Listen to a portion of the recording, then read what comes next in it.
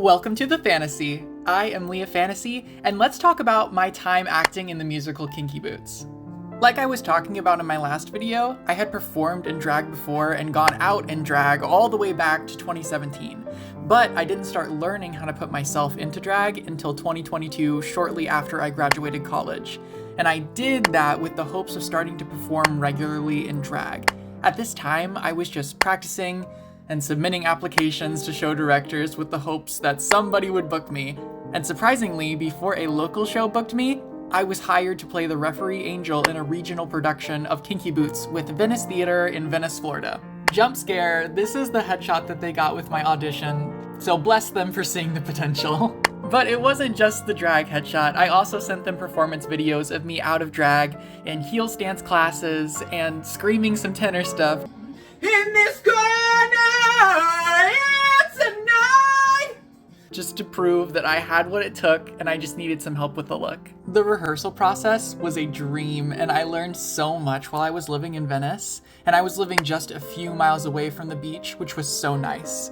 The other drag performers they cast were so lovely and I learned so much from them, especially New York City drag queen Victoria Williams, who was ready to do whatever she could to get me looking stage ready. And every single person who I got to spend time with during this process was amazing and kind and spectacular, and I'm just so grateful to every single one of them and to Venice Theater. But very tragically, my time in Kinky Boots and my time living in Venice was cut short because Hurricane Ian came through and just destroyed the theater and forced us to close the show before we even got to properly open it.